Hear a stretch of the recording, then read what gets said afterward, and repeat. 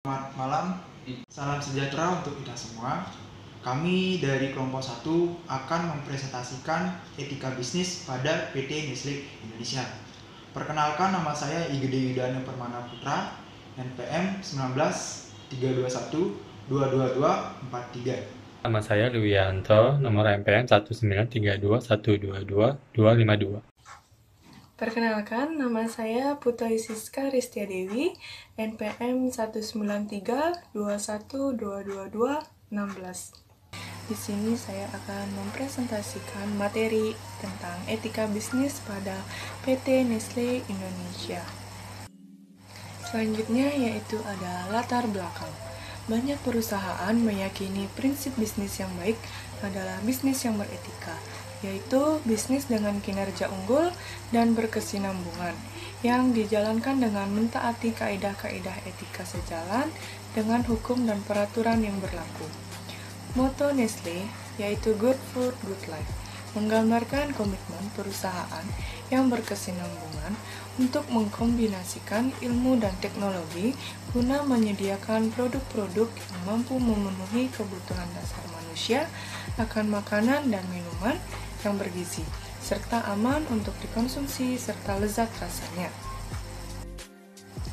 Etika bisnis dibutuhkan karena untuk membentuk suatu perusahaan yang kokoh dan memiliki daya saing yang tinggi. Biasanya dimulai dari perencanaan yang strategis, organisasi yang baik, sistem prosedur yang transparan, didukung oleh budaya perusahaan yang andal, serta etika perusahaan yang dilaksanakan secara konsisten dan konsekuen. Selanjutnya yaitu rumusan dan batasan masalah. Berdasarkan latar belakang masalah di atas, maka dapat ditarik rumusan masalah sebagai berikut, yaitu yang pertama, apakah PT Nestle Indonesia menggunakan etika dalam menjalankan bisnisnya? Yang kedua, jika PT Nestle Indonesia tidak menggunakan etika bisnis, apakah bentuk pelanggarannya, faktor penyebab, dan bagaimana cara mengatasinya? Selanjutnya yaitu tujuan penulisan. Adapun tujuan penulisan untuk memenuhi tugas soft skill mata kuliah etika profesi akuntansi dalam membuat jurnal atau tulisan tentang pelanggaran etika bisnis. Maksud dari penulisan ini adalah yang pertama, untuk mengetahui etika bisnis pada PT Nestle Indonesia. Yang kedua, untuk mengetahui pelanggaran, faktor penyebab, dan cara antisipasi apabila PT Nestle Indonesia tidak menggunakan etika bisnis. Selanjutnya ada landasan teori. Di sini ada beberapa definisi etika bisnis menurut para ahli. Yang pertama yaitu menurut Velasquez, mengatakan bahwa etika bisnis merupakan studi yang dikhususkan mengenai moral yang benar dan yang salah. Studi ini berkonsentrasi pada standar moral sebagaimana diterapkan dalam kebijakan, institusi, dan perilaku bisnis. Selanjutnya yang kedua, menurut Bertens, dia mengatakan bahwa etika bisnis dalam bahasa Inggris disebut business ethic.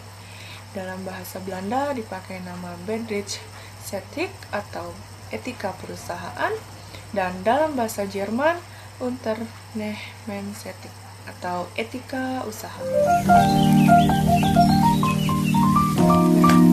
terakhir menurut Josephus mengatakan bahwa etika bisnis saat ini merupakan perilaku moral atau bisnis yang berkegiatan ekonomi.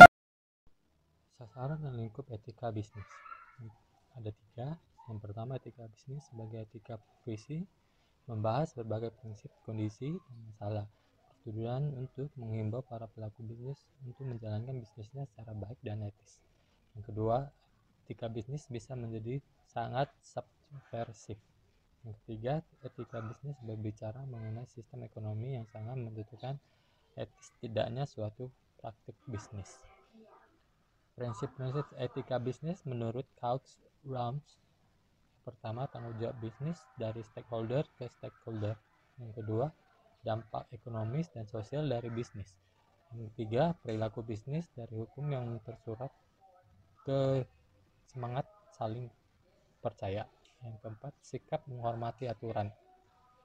Hal-hal yang harus diketahui dalam menciptakan etika bisnis. Yang pertama, menuangkan ke dalam hukum positif, artinya perlunya sebagai etika bisnis dituangkan dalam suatu hukum positif yang menjadi peraturan perundang-undang dimaksudkan untuk menjamin kepastian hukum dari etika bisnis tersebut, seperti proteksi terhadap pengusaha lemah. Yang kedua, mampu menyatakan yang benar itu benar. Kalau pelaku bisnis itu memang tidak wajar untuk menerima kredit sebagai contoh, karena permasyarakatan tidak bisa dipenuhi, dan jangan memaksa diri untuk mengadakan kolusi serta memberikan komisi kepada pihak yang terkait. Yang ketiga, pembangunan tanggung jawab sosial. Pelaku bisnis di sini dituntut untuk peduli dengan keadaan masyarakat, bukan hanya dalam bentuk uang dengan jalan memberikan sumbangan, melainkan lebih kompleks lagi. Yang keempat, memelihara kesepakatan. Memelihara kesepakatan atau menumbuh kembangkan kesadaran dan rasa memiliki terhadap apa yang telah disepakati adalah salah satu usaha menciptakan etika bisnis. Pembahasan profil perusahaan. Nestle Indonesia adalah anak perusahaan Nestle SA, perusahaan yang terdepan dalam bidang gizi, kesehatan, dan keafiatan, yang berkantor pusat di Vevey, Swiss. Nestle SA didirikan lebih dari 140 tahun lalu oleh Henry Nestle. Nestle telah beroperasi di Indonesia sejak tahun 1971, dan pada saat ini PT tersebut telah mempekerjakan lebih dari 2.600 karyawan untuk menghasilkan berbagai produk Nestle di 3 pabrik Kejayaan, pabrik Pasuruan, Jawa Timur, untuk mengolah produk susu seperti Denkau, Bearden, dan Nestle Denkau Ideal. Masalah dan perusahaan Nestle. Pada tahun 2004, produk susu Nestle telah ditarik dari peredaran di sejumlah negara Eropa karena mengandung bakteri Sakazaki yang menyebabkan meningitis, infeksi pembuluh darah, atau inflamasi sistem pencernaan yang mematikan bagi bayi maupun orang dewasa. Industri susu nasional Indonesia rupanya telah meremehkan masalah dari bakteri Enterobacter Sakazaki yang mencemarkan produk susu formula anak-anak. Produk susu yang tercemar dari bakteri ini adalah Nestle. Nestle telah dikecam karena memproduksi susu formula untuk bayi yang mengandung bakteri Sakazaki, khususnya untuk produk susu formula yang dipasarkan di negara. Atas waktunya, di sini saya akan melanjutkan presentasi dari Duyanto. Materi yang saya bawakan itu adalah etika bisnis di perusahaan Indonesia.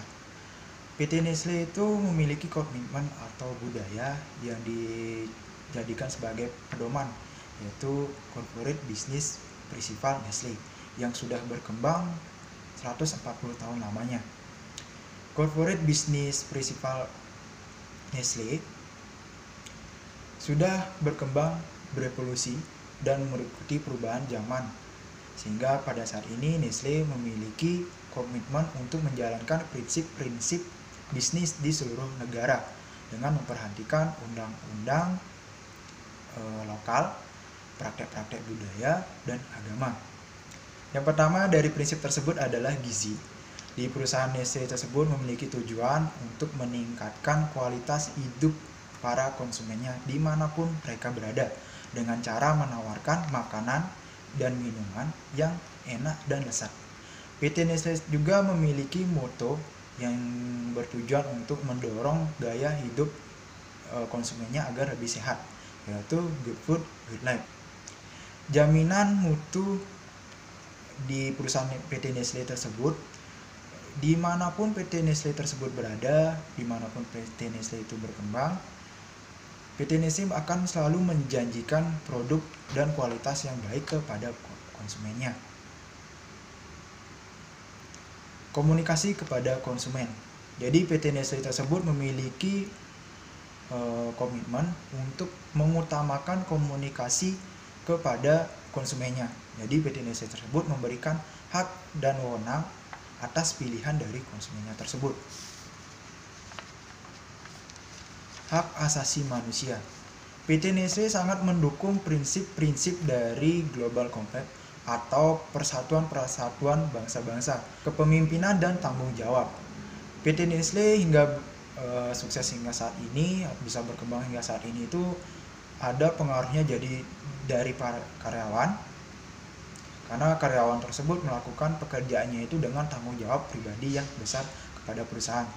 Di sini juga karena perusahaan PT Nestle tersebut melakukan karyawannya itu dengan hormat dan bermartabat, sehingga ada feedback dari karyawan ke perusahaan.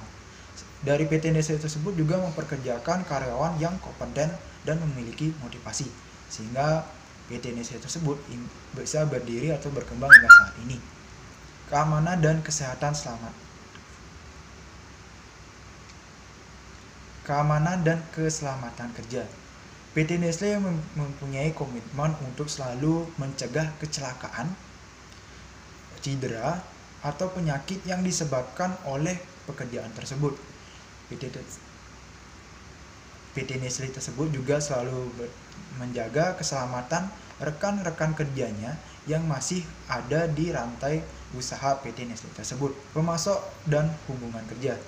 PT Nestle mensyaratkan kepada pemasok, para agen, subkontraktor, dan karyawan mereka untuk bekerja dengan jujur dan adil dan tidak melakukan tawar-menawar aturan-aturan dari PT Nestle tersebut. Pembangunan pertanian dan pedesaan.